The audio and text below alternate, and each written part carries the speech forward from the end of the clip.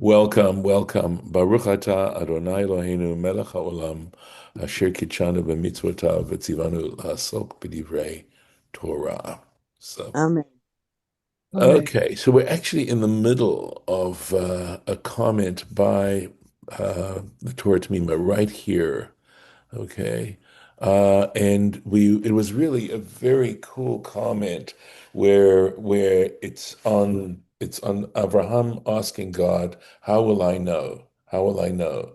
And the way it was understood was that Abraham was asking, since God had said that the land would belong to his descendants, how could he be reassured? And the reassurance was, God forbid his descendants should sin, and as a result, they were going to lose their title to the land.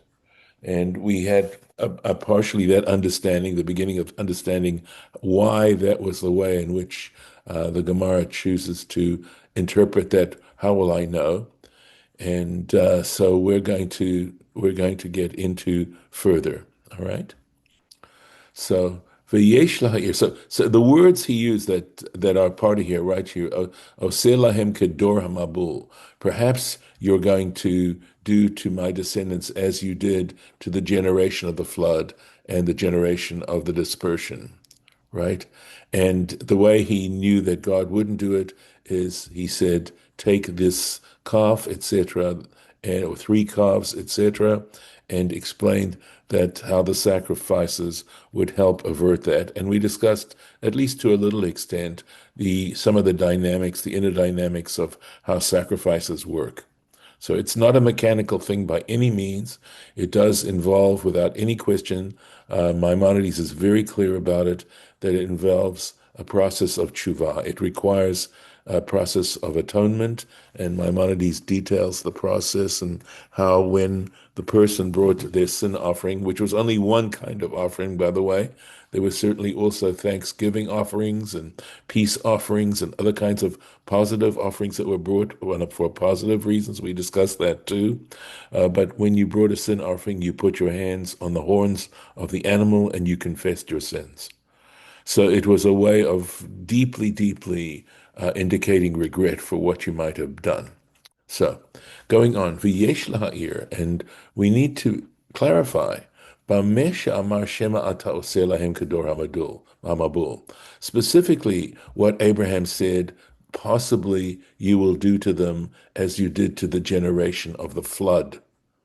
V'hakfar nishba Kadosh Baruch Hu, because we know, if you go back to Parshat Noach, we know that God had sworn shelo yavi mabul olam, that He never would bring another flood to the world, right? And olam could also mean ever, right? But so if God had already promised that and sworn that, taken an oath regarding that, then why would Abraham have to worry about it? But tzarich lomar. So by way of understanding this, we have to say, Derak al churban ha'olam b'mabul mayim nishba, that God was only swearing, and I've heard this before, that it only had to do with the direct destruction of the world by a flood that God had taken an oath. Aval al churban be'inyan acher, but destruction by means of some other method, lo nishba, God did not take an oath that the world wouldn't be destroyed in some other way should the population deserve that punishment, okay, or that consequence. And of course, when we think about possibly atomic warfare, that certainly would be this coming into reality. Umashikatav kador hamabul. And again, looking at the language here, where he said, like the generation of the flood, right? Michaven rak al churban bichlal. That when he was mentioning the generation of the flood, he was indicating just any kind of destruction, right? Not necessarily just by water. And we actually have some support, a proof of this. Sha'arei b'netinat haTorah, because we know that when the Torah was given, there's a famous drash regarding the giving of the Torah. Amar HaKadosh Baruch Hu Yisrael, the Holy One, blessed be He, said to the Jewish people, to Israel, Im I atem mekablim et Torah, if you choose not to accept the Torah, this is at Mount Sinai, Ani machazir lachem, I'm going to return everything, latohu vavohu. The world is going to go back to being tohu vavohu, right? Sometimes that's translated as unformed and void, meaning just a really nothing but a mess, right? And of course, when people behave that way, that's kind of what happens to the world, right? The idea of Torah being a sense of responsibility as to how we behave. So we see that there is actually a midrash that talks about this as far as destruction and the destruction of the world. And I think this isn't not necessarily saying that everybody has to be Jewish, but certainly that people have to understand, and something that I see us yearning for through our liturgy and elsewhere, that the world understand its relationship to the divine. V'yiyin od, and see further me'inyan zeh, regarding this particular subject, besota, in the tractate Sota, page 11b, uzevachim, and the tractate Zevachim, which deals with offerings, kuf tetzayin, page 116 on the B side. And he goes on a little bit more.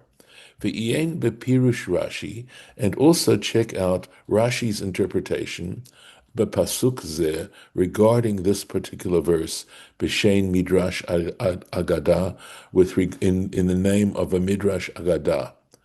And that is where he says, "Ve'et hatzipor lo batar." We're going to go on. Remember, one of the offerings that Abram had to bring were pigeons and turtle doves, birds. And it says he did not, the other animals, he split in half, but he did not split in half the bird. Remez Israel. This is an allusion to the Jewish people. Shehiyu kayamim leolam, that they would in fact exist forever. They would always be in existence. And of course, the fact that we're meeting right now and doing what we're doing right now, despite all the attempts to destroy us, is proof that this is, at least to this point, the truth. Right? So because v'yetzarich lomar b'tam remezeh, and if we're going to give an explanation for this illusion, the reason for this illusion, but sipur, that it with regard to the bird, Abraham did not break it into, did not split it into two, mishum dekayadua, because we know, nimshalu Yisrael yonah, that the Jewish people are compared to a dove. And this is developed further. Iyin Shabbat, he says, look at the tractate Shabbat, Samach Aleph, page 60a.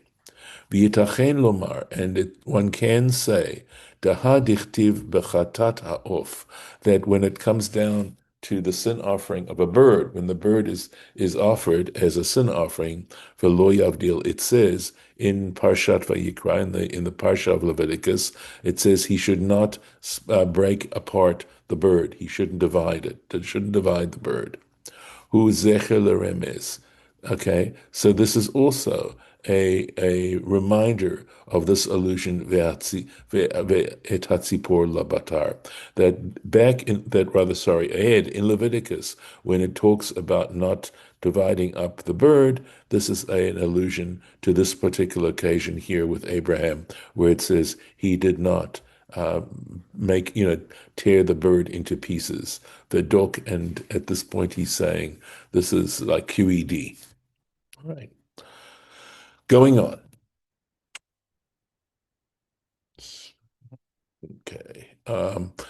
So let's go back into the text itself. Okay. And we've got a little bit. We got all the all this back here to take a look at in terms of the text. Right. This is the verse where God's telling him to take these animals. Vayikach lo et kol ele, and Abraham took all of these, vayivaterotam, and he divided them, okay, divided up the animals, that is in parts, right, batavech, right, in down the middle. Vayiten ish et bitro likrat re'ehu. And he placed each piece, right, that opposite the other, the corresponding piece of the animal. Ve'et hatzipor, there it is. Ve'et hatzipor lo batar. But he didn't divide up the bird. Vayerid ha'ayit, and a bird of prey came down, alatz hapagarim, came to, obviously, to scavenge amongst these pieces, right? The animals that were there, that were lying there, right? The carcasses. Vayeshiv Otam Avram, and Abraham drove it away. Otam means them; it's plural, but so Ha'ayit could be actually a plural. That birds of prey came to, even though it doesn't say Vayir do, it doesn't. This is not in the plural, but somehow I think we're talking again about something that wanted to attack these carcasses. And this, I believe, is symbolic of the nations that have tried to destroy the Jewish people from time to time. So, given the fact that we're going through a period of anti-Semitism, this is in some ways symbolic of the karma, you might say, of the Jewish people. Vayi hashemesh lavo, and the sun was about to set. Vatardema nafla Avraham, and a deep sleep fell on Abram. Vehine ema, right? Fear, deep. There was fear. Chashecha gdola, a very great darkness. Nofelet alav, fell upon him. So again, this is very poetic and suggestive, etc. Right? Vayomer la'Avram, and he said to Abram, Yadoa teda, you should know for a certainty, ki ger yeh zaracha be'eretz lo lahem, that your seed will be strangers in a land not theirs, va'avadum ve'inuatam, and they will cause them to be slaves, right? They will cause them to go into service, and they will persecute them. Arbame Ochana, 400 years. While I'm at it, since it mentions 400 years, when you actually look at the period of enslavement of the Jewish people in the land of Egypt, it comes out to like, I think, 210 years, something like that. So how do you get 400 years? And the way it's done is that if you look at it from the birth of Isaac, because that ultimately is what is going to happen at this point, okay? That if you count the years from the birth of Isaac to the Exodus, then you do get 400 years.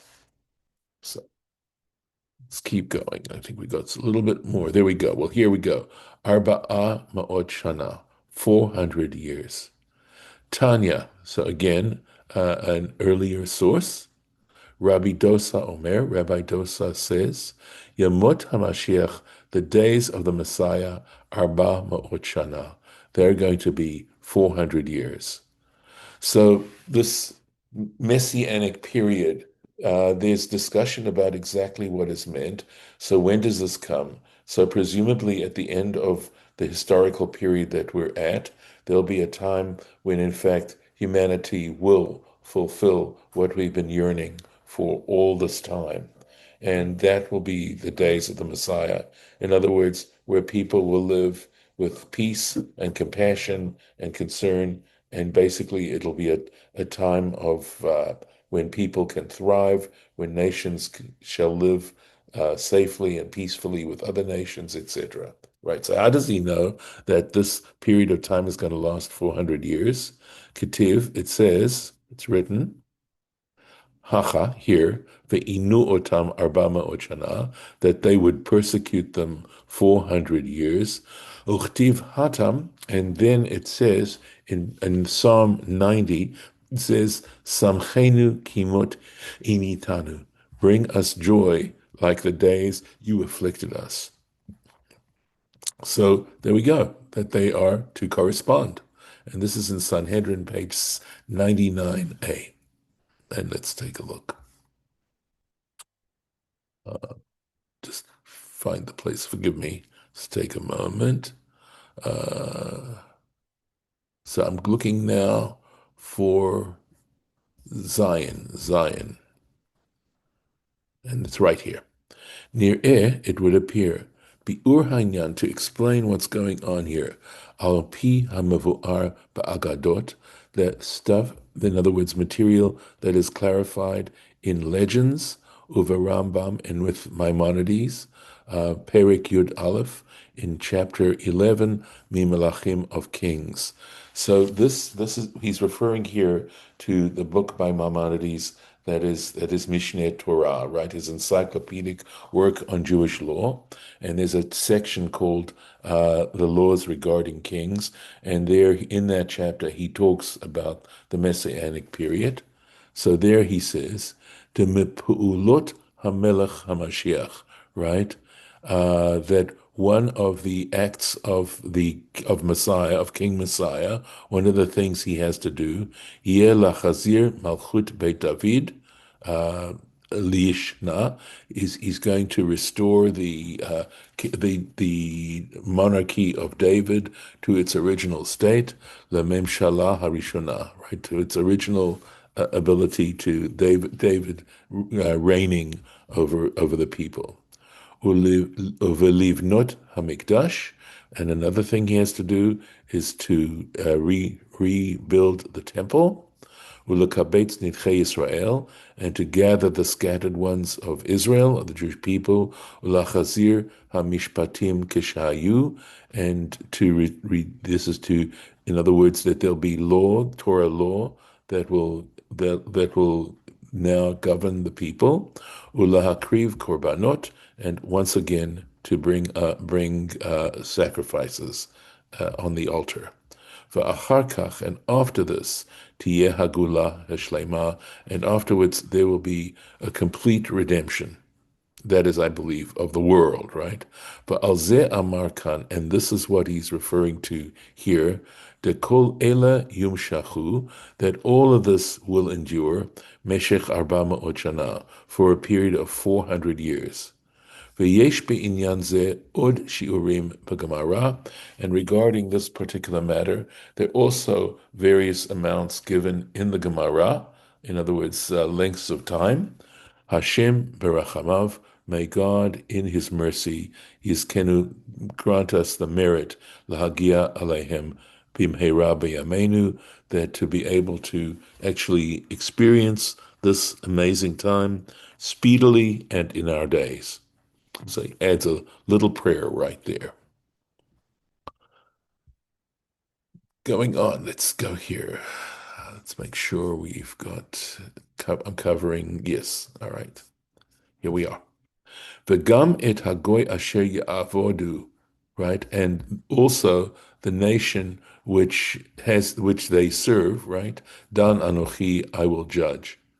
V'acharechen, and after that, yetzu berchush gadol, they will go out with a lot of property. Va'ata, and as for you, that is Abraham, tavo el avotecha b'shalom, you will come to your fathers in peace, right? In other words, you will pass on in a peaceful state. Tikaber b'seva tova, you will be buried at a ripe old age. El avotecha b'shalom, right? To your fathers or your ancestors in peace. Amar Rabbi Avin Halevi, said Rabbi Avin Halevi, Haniftar min hamet, one who departs from the dead. In other words, like if you're leaving a funeral, right? Lo yomar lo, he shouldn't say to the departed, to the person who's deceased, Lech leshalom. He shouldn't say go in peace or go to peace. Ela lech b'shalom, but he should say lech b'shalom. He should say go in peace. In other words, not go to peace, but go in peace. Shinemar, because it says here, va'ata tavo el avotecha b'shalom, because it says right here, you will come to your fathers, and it uses the term b'shalom, b'shalom. And this is in Tractate Brachot, page 64a. Let's take a look.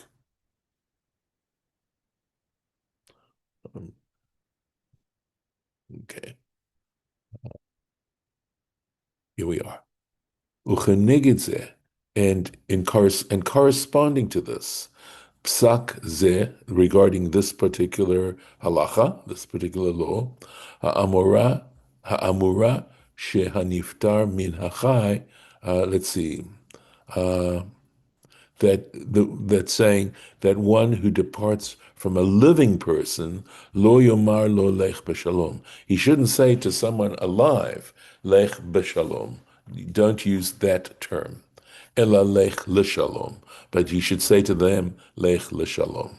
So the one greeting is said to someone who's in a case where you're leaving someone who's passed on, and the other greeting is when you're leaving someone who's alive. So you say Lech b'shalom when you're leaving someone like a grave at a cemetery, and you address the departed. And if you're departing from someone who's alive, you say Lech l'shalom. Umevi raya, and the proof for this is Yitro from Jethro, she'amar Moshe, because he said to Moses, Lech l'shalom, he said to him, go in peace. This is after Moses escapes from the Egyptians, from Egypt, and he winds up in Jethro's camp, and he marries Zipporah, and then he knows he has to go back. He has the vision at the burning bush, and he has to go back to Egypt, and he goes to take his departure from Jethro, and Jethro says to him these words, Lech l'shalom, and this is in Parsha Exodus in the of Shmot. Allah v'itzliach. So when Moses, after he left Jethro, he went up and he was successful. For David, right, and regards David, there's another example here. Shamar Avshalom, he said to Absalom, Lech b'shalom, right? He said that to him, and that's in the second book of Samuel, chapter, it looks like chapter 15. Halach v'nitla, he left, and he wound up being hanged. Ushnei dinim elu. However, he comments, Torah T'mimah comments, these two laws, elu, lo huval peposkim, right? They aren't mentioned in the halachic decisors. In other words, the people who write about halacha, they don't mention this particular law here. Zulat b'Magen Avraham, but except in the case of Magen Avraham is a he's a major commentator on the Shulchan Aruch, right? In his commentary. So when you get a Shulchan Aruch, one of the commentaries below the Shulchan Aruch is the Magen Avraham. He mentions this in his paragraph 110. Over Rambam, and also Maimonides mentions it in chapter 4, Halacha Dalet. This is a sub paragraph. In other words, chapter 4, paragraph Halacha 4, law 4, Me'evel, right, regarding laws of mourning. So you can see that's the connection, right? Huva Hama'amar, this particular discussion, Le'inyan Mate B'derech Hagav, right, regarding leaving because he's talking about laws of mourning. And so he mentions this incidentally. He doesn't mention it specifically as a law, but he just sort of brings it in passing. That's b'derech hagav, in passing. V'lo b'lashon psak halacha. He doesn't mention it as a specific law. V'tzarich ta'am bazeh. And we really need some kind of reason why this gets treated this way, this particular law. It seems like it's a specific point of halacha. V'kvar nit orer al zeh, and the agree. This is, I believe, I have Yitzchak, but I think it's Yeshaya. I think it's Isaiah. Let me see if I can put that in here. Let's see here. I Okay, so Isaiah Berlin, right? Berlin, but Kuntras, he has an article. This is a work called Omer HaShecha, the Forgotten Sheaf, and this is a halachic work which tries the Omer HaShecha, the Forgotten Sheaf, meaning those laws in the Maimonides which he left out, which Maimonides left out. So that's what this particular essay or composition is about by, I believe it's Isaiah Berlin. Okay. V'nir'eh bazeh, right? And it would appear, ki harav hakotev, let's see, I'm trying to think. Uh, I'm not sure what this particular abbreviation is. Kan, I'll have to look. Hisbir hachiluk bein lashon b'shalom l'shalom l'shalom, right? So he clarifies that the difference between the expression of going b'shalom, in peace, for the expression l'shalom. The lishalom, the reason why that we're making this distinction is the lishalom mashma l'shleimuta atida, because two peace suggests something, a completeness in the future. V'zeh shayach b'chai. In other words, that what you know as a living person, you have a future here in this world, and it's saying essentially that you should accomplish what you need to accomplish in the future. Ubracha hi lo, and it's a blessing to him, sheyosif liknot shleimut, that he should, in the process of being alive, he should acquire completeness, wholeness, in other words, or perfection, right? That life, when we talk about it, is we use our life to perfect ourselves. Masha enel chen b'shalom, that doesn't apply to the term b'shalom, in peace. So let's see. Um, Mashma, this is a mem. It suggests mashma b'shleimut shekvar yeshlo. So when you're saying in peace, it's something you already have. You've already acquired that perfection. V'zeh shayach b'meit, and that would apply to someone who has passed on. Shenesa chofshi mikol, because now he is free from everything. He is free from the travail of the world. V'lo yosif od liknot shleimut, so that he no longer is in a position to perfect himself. V'lachen kesheomrim kain lachai, and that's why when you say this to a living person, nechshav lo zot liklala, this you have to look at it as if it is a curse. Shelo yikne od shleimut, that he should not be able to perfect himself anymore. V'yein od b'sefer, again, I'd have to say this could be Tiferet Yisrael, something like that. Seif Perek Bet, or I'm not again, or Sof Perek Bet, the end of chapter 2, the Rosh Hashanah of Rosh Hashanah. So, and this, let me stop quite right here for today. Give me a moment so I can mark the place. Any comments while we're still recording?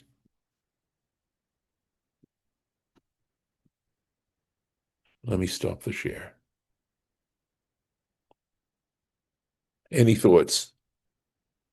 David, you look like you're leaning in to say something. Yeah. No, I'm not. I was just. I'm a little confused.